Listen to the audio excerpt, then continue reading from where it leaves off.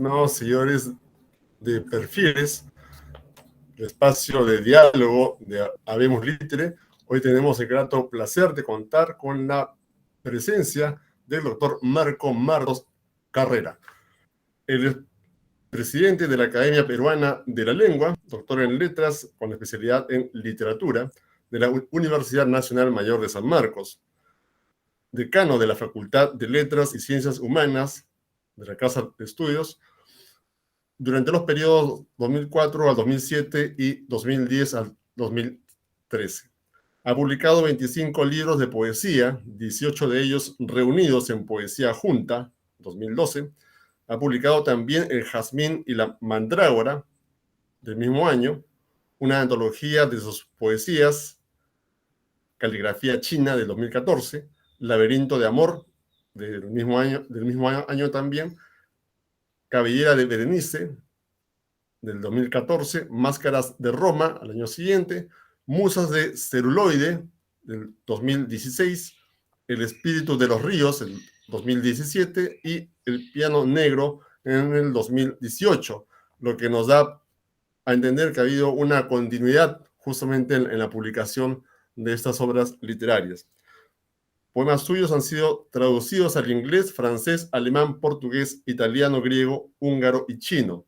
Como crítico, ha publicado Las Palabras de Trilce en coedición con Elsa Villanueva, Llave de los Sueños, antología poética de la promoción 1945-1950, Entre Milenio y Milenio, en la víspera, antología del cuento peruano, ¿sí? Que van de los años 1950 a 1997.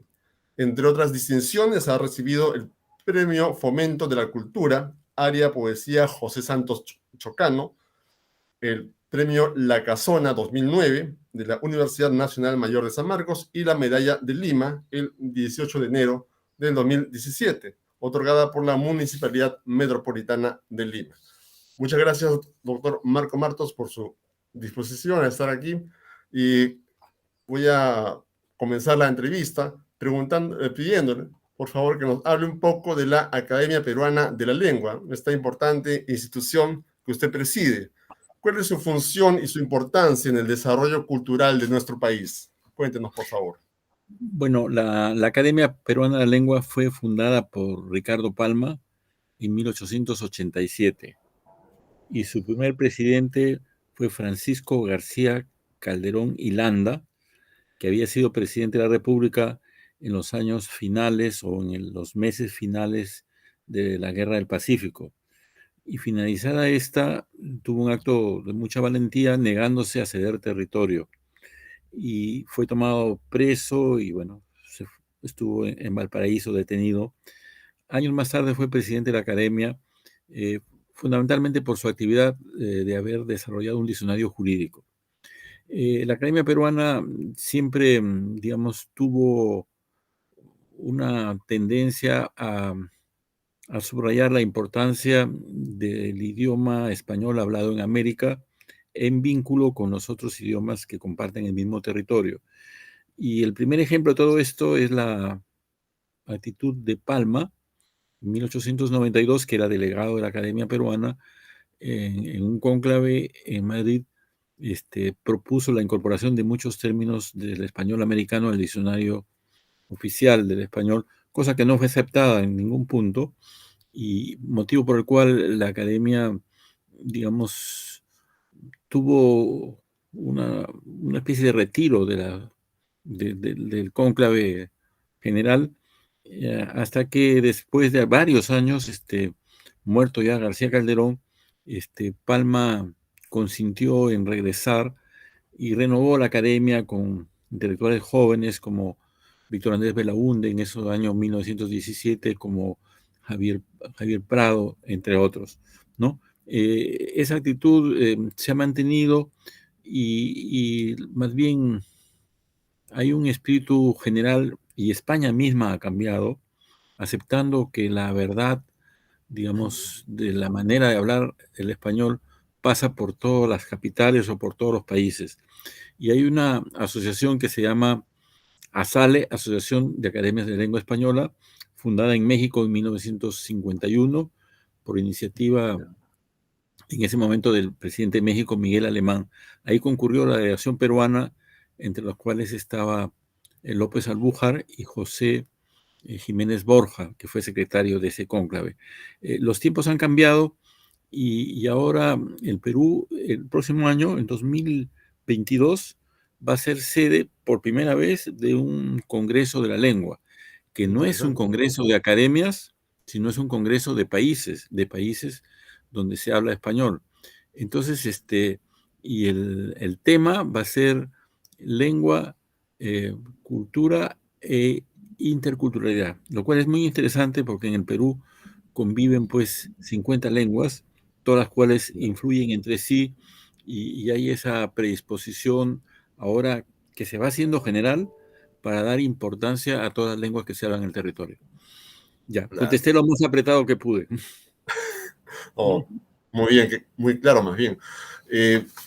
Sí, le quería contar respecto a esto que ha mencionado, que qué interesante es siempre tener una visión panorámica y amplia, ¿no? De lo que pasa en el contacto entre culturas, ¿no? Y entre lenguas, claro, porque la lengua lleva consigo, ¿no es cierto?, todo el devenir, toda la historia de una cultura, ¿no? Porta con ella, ¿no? Porta en cada expresión, cada uso, sí.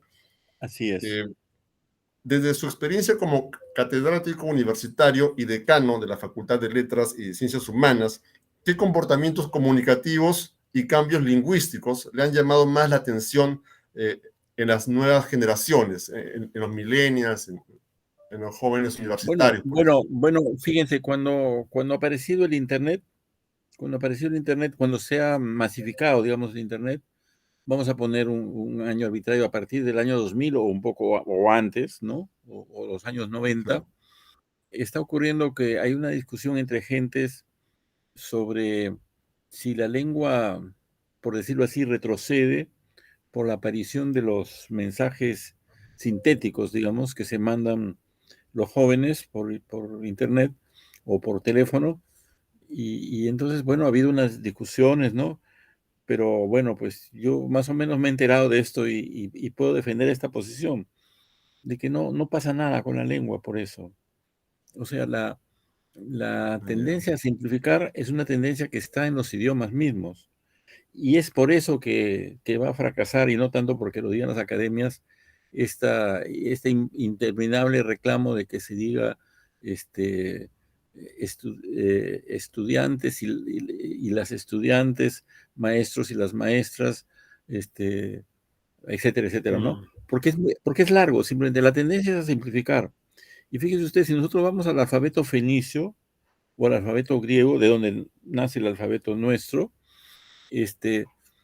ellos no dibujaban las vocales, dejaban espacios. Entonces el lector tenía que mm. adivinar.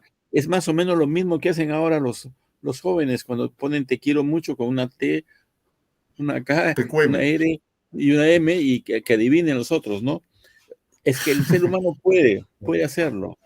Entonces, eso Sí, es solamente, digamos, una mensajería rápida que no anula claro. ni la belleza del discurso oral, ni la belleza de la lengua estándar cuando se expresa por escrito en manos de un escritor de fuste, ¿no? Eso no cambia.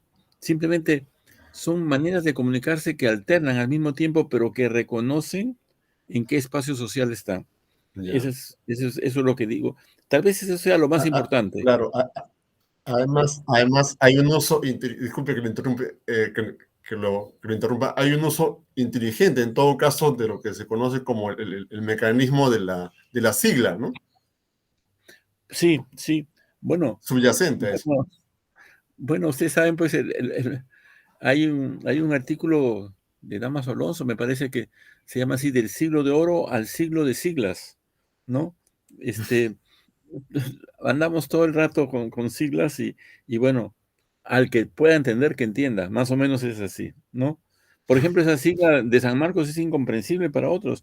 UNMSM, Universidad Nacional Mayor de San Marcos, es Es una sigla para peruanos, simplemente, ¿no? En cambio, hay otras que parecen una palabra y esas son las que tienen más éxito. Las siglas que Sí, parecen una palabra. Sí, podría ser, ¿no? Porque está más en contacto, digamos, con la familiaridad fonética, ¿no?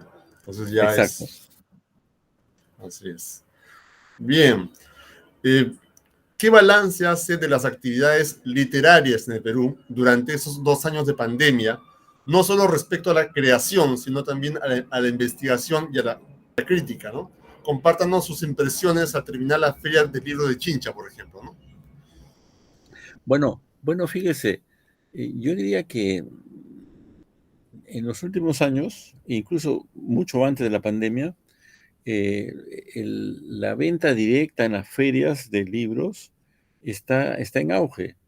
Y claro, la pandemia significó un freno absoluto de todas las actividades humanas y poco a poco se está saliendo de eso, pero ahora otra vez las ferias empiezan a tener éxito. Mire, para que usted tenga una noción, informado, digamos, por amigos de manejos numerales, la última feria de Lima de libro en Jesús María, hecho por la Cámara del Libro, eh, Ya, antes de la pandemia, movió 25 millones de soles, 25 millones de soles. Es un montón para el Perú. sí, Y en cambio, al año siguiente, cuando fue por internet, las ventas fueron de 1 millón. Esa fue la diferencia, de 1 a 25. Pero ahora se empieza a recuperar con una serie de ferias regionales y distritales y estoy claro, enterado que ahora en el mes de noviembre va a haber, digamos, la feria en Miraflores, ¿verdad? No en Jesús María, pero en Miraflores que será más grande que la anterior, poco a poco. Y siempre, a pesar que los kioscos cuestan y no cuestan poco, claro, de todas maneras, los editores y los libreros se empiezan a recuperar, muy lentamente, pero se empiezan a recuperar. Sí, sí, esa es es la verdad. imagen que doy. Y en cuanto a las ferias regionales, pues, como la de Chincha, tienen el mérito de que casi en todos lugares del país hay por lo menos un escritor emblemático. Y Chincha tiene su escritor emblemático, que es Antonio Galvez Roncero, que Gabriel Ronceros. es una joya. Su escritura es una joya. Es un maestro de la prosa realmente, y yo no me cansaré de elogiarlo nunca. Así es, sí, sí. En realidad hay tantos escritores. Perú, de verdad que es tierra fructífera, ¿no? En De lo que buenos eso. escritores, ¿Perdón? de buenos escritores, digo. Sí, así es, así es. Bueno, justamente toca hablar de usted, que es uno de los reconocidos representantes de la generación poética del 60, ¿sí? Pero que se mantiene vigente, ¿no? ¿Qué satisfacciones personales le ha traído escribir, publicar y compartir sus obras con quienes también, digamos, tienen esa vocación literaria? ¿No? ¿Qué satisfacciones personales le Mire, ha traído hay una, su sí, placer? hay, voy a apelar a una lectura eh, que es el libro de Todorov que se llama La vida en común. Todorov es un antropólogo que incursionó en la literatura, murió el año pasado. Es un gran escritor y crítico literario. Pero La vida en común es un libro de antropología. Y Ya, entonces, y en eso reflexiona sobre la vida del ser humano. Es un ensayo de 200 páginas sobre el ser humano. Y una cosa que nosotros necesitamos siempre es la vida, es estar en comunidad. Los anacoretas funcionan los estilistas de anacoretas funcionan por un tiempo, pero aún ellos necesitan de los otros para poder sobrevivir. Entonces siempre necesitamos de los demás, de la familia, por ejemplo, ¿no? claro, Quien nace en un hogar bien formado tiene seguro éxito en la vida, seguro éxito en la vida quien haya recibido cariño en los 5 primeros años. Eso se sabe, lo ha dicho Freud, pero muchos otros. Pero sí, la otra cosa que necesitamos es la mirada del otro. El niño necesita ser mirado por la madre, no solamente querido, sino mirado, apreciado. Entonces siempre estamos para los otros. El lenguaje es para los otros. Dice González Prada, no existe el genio mudo que escribe para sí mismo, siempre escribimos para los otros. Entonces siempre estamos Ya. esperando que los demás, digamos, nos asunten, como se dice, en lenguaje popular nos den bola, ¿no? Ahora, en el Sí, otro lado están los que aprueban, los otros son los que aprueban lo que hacemos, están los que critican ya. y están también los que quisieran que Hay, no nos hay- vaya hay tan bien. un tema de... Ah, Ajá, también hay eso. de Y sabes todo. qué, y Schopenhauer dice que, cuando pienso en los seres humanos quiero más a mi perro. ¿Por qué dice eso? Justamente por la competencia. Entonces, Sí, bueno, cualquier área, el área literaria, digamos, uno se comunica con lectores, se comunica con personas mayores que le dan apoyo o no lo dan. Un escritor joven busca a un escritor mayor, sí, pero también hay claro. competencia y hay gente que se molesta porque uno publica, porque simplemente ¿por qué publica él tanto? ¿Por qué? Bueno, a mí me toca ya empezar a sufrir eso, ¿no? ¿Por qué lo traducen y por qué a mí no me traducen? Etcétera, etcétera. Pero lo que gana más Por- es realmente la comunicación. Hay cosas increíbles que me han pasado en ese Me sentido. imagino. Yo voy a contar una A que ver, cuéntanos. me ocurrió en Colombia. Eh, yo he ido, mis mejores contactos en Colombia están en Medellín. Yo tuve miedo de ir la primera vez a Medellín por la fama de haber sido la capital de la droga. Y llego a Medellín y veo Claro, una, bueno, eh, los eh, noventas. una- sí, Sí, y veo una esquina, un letrero que decía droguería. Me asusté por un momento, no entendí que droguería era farmacia, ¿no? O sea, sí, estaba en mi inconsciente, pero ¿cómo? claro. ¿A eso llegan? Drugs. Pensé, ¿no? Bueno, no hay nada de eso ahora, ¿no? Eso ha cambiado bastante, ¿no? Bueno, la cuestión que he ido bastantes veces a Medellín, tanto que tengo unos amigos donde me alojo en su casa cuando voy. Bueno, había ido a una feria, he ido 3 o 4 veces a la feria del libro y además al festival de poesía en otra ocasión. Este amigo había sido concejal de cultura en un distrito de Medellín, pero acababa de dejar de ser y conocía a todos los representantes de cultura de los municipios. Así que me invitaron a muchos municipios, como decir a 5 o 6, como decir el municipio de Lince, acá de Barranco, de San Luis y cercado de Lima, supongamos, ¿no? Y bueno, y fui a uno que se llama Sabaneta. Y entonces, bueno, el concejal de cultura hizo mi presentación, era una señorita, y entonces, que se apellidaba Arboleda, me acuerdo su apellido, y entonces dijo que ella conocía mi poesía, porque en su casa se leía mi poesía y lo había leído su mamá. Su mamá leía mi poesía, me tenía por uno de sus poetas preferidos, y Ah, cuando mira. estaba enferma le pedía que lea mis poemas porque la calmaban. Imagínese una persona que está enferma, dolorida, que un poema la calme. Bueno, Sí, ¿no? debe, Y incluso yo le pregunté debe qué ser pesado. poemas y me dijo qué poemas. Esa ha sido la mayor satisfacción que he tenido. El hecho Me que un imagino, poema claro, calme claro. a un enfermo. Sí, Es, digamos, es sentir que lo que uno, digamos, ha creado, ¿no? Con tanto cariño es capaz de penetrar en el alma y en la salud del otro, ¿no? sí, Hay algo que la poesía puede trascender hasta, inclusive, hasta ese punto con alguien que no conocemos, ¿no? Y es como una eso. prueba de fuego para ver hasta dónde puede incursionar, ¿no? El texto. Lo felicito, muy interesante lo que nos cuenta. Eh, ¿Algún poemario suyo al que le tenga un aprecio o cariño especial? ¿No? Y por qué? A un, Es una bueno, pregunta dicen que bien. todos son los hijos y uno los quiere por igual, ¿no? Sí, sí, sí, uno quiere por igual a los hijos, sí. Pero hay dos momentos, digamos, de, digamos, que yo mismo he aprendido con mi poesía, con mi propia poesía.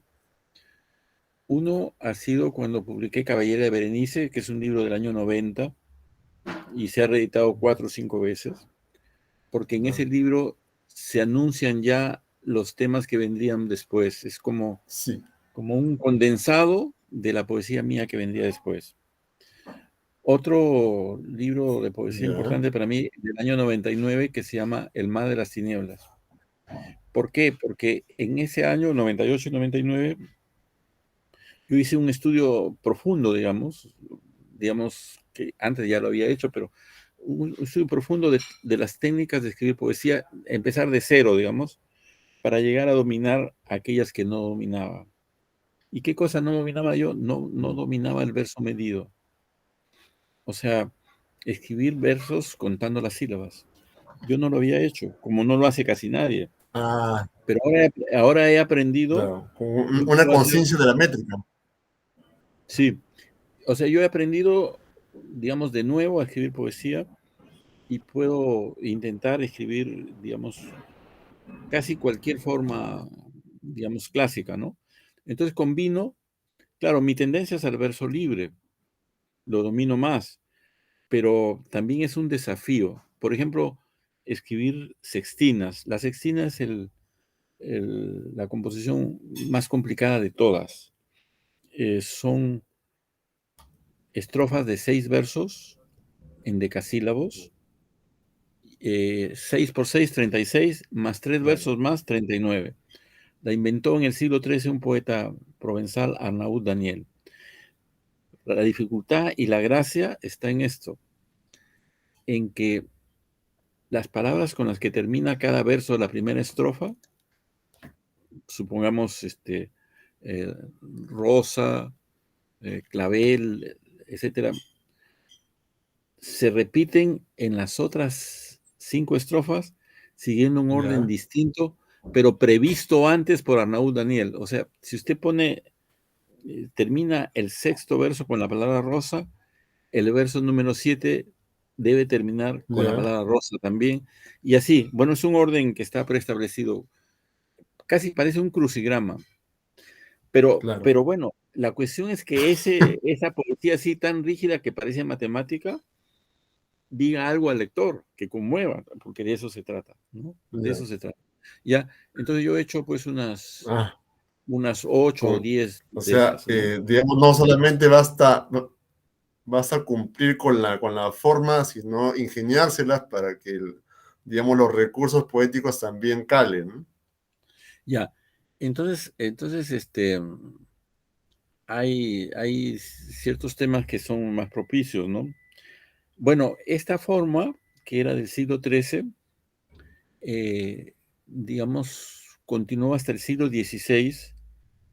Ya en España hubo un poeta, Fernando Herrera, Claro, discípulo de Garcilaso, que fue el último que escribió sextinas. Y después desaparecieron durante siglos, o sea, siglo claro. XVIII, XIX y XX, hasta mediados del siglo XX, nadie volvió a escribir sextinas en el mundo, tal vez porque era muy difícil. Y un Ya. poeta peruano, a quien rindo homenaje en este momento, volvió a escribirlas, y se llama Carlos Germán Belli, el Ah, extraordinario poeta Carlos bastante Germán claro. Belli.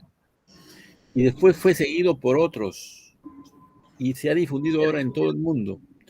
Yo mismo tengo un libro de unas 600 páginas que se llama Sextinas, editado por la editorial Hiperión. Y bueno, pues son como masones que se comunican en el mundo y me llegaron a pedir a mí mismo. De tal manera que en ese libro de unas 800 páginas hay 4 peruanos que escriben sextinas y que son Carlos Germán Belli, eh, el otro se llama Julio Fabián, que es poeta de San Marcos, el otro es José Mejía Guamán, que es un poeta peruano también egresado de San Marcos, Qué y orgullo, ¿no? ahora trabaja en Singapur, es profesor Ah, de español en Singapur. ah, Así, sí, qué, qué orgullo, cómo se debe sentir, me imagino usted también encontrar, ¿no? Esos grupos selectos, ¿no? Que se esfuerzan por justamente, digamos, recuperar eh, las técnicas poéticas que, como que decía, ¿no? perdieron. se quizás por olvidaron. temor o por qué sé yo, razón, no querían retomarlas, ¿no? Bueno, No querían retomarlas, pero también sabe siempre qué pasa, que hay en unos general, valientes, ¿no? Que se sí, animan. en realidad es un esfuerzo muy grande comprender la historia en general de cualquier cosa, de un país, la historia de la imprenta, cualquier cosa, y la poesía también. Entonces ocurre que uno cuando es muy joven se nutre pues de lo que está cerca, ¿no? Hay Claro, una imagen que acerca de la literatura, la geografía. Usted está cerca y está viendo, digamos, las colinas cercanas literarias, vamos a decir, ¿no?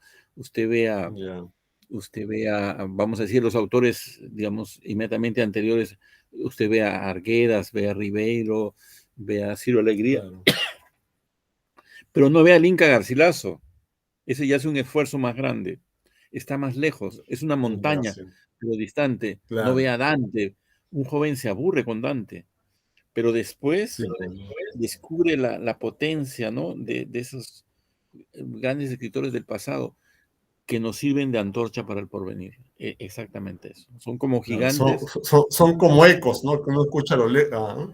Son como ecos de Claro, voces que están lejanas, pero que uno tiene que tener el oído sensible y la ¿ya? disposición para conocerlos también, ¿no?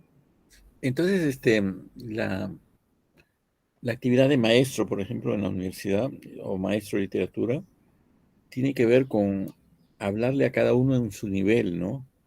O sea, a un joven que está Claro, empezando, usted tiene que hablarle en su lenguaje y poco a poco enseñarle el camino para que él mismo avance, ¿no? De cuán diferentes son las expresiones, ¿no? Cuán ricas. Y la otra cosa que quería decir, ya que hemos estado hablando un poquito de San Marcos, es que verdaderamente no siempre nos damos cuenta del privilegio que significa en el Perú ser universitario y del privilegio que resulta en el Perú una nación con tantas dificultades donde muchos pues se quedan en el aprender solamente un oficio inmediato, digamos, un mil oficios, sí, como se dice, llegar a la universidad y distinguirse en cualquier carrera es un regalo que nos hace el país. Por eso tenemos que, de de verdad. alguna manera, que devolver lo que nos han dado tantas generaciones. Ese es el espíritu, creo, del maestro, ¿no?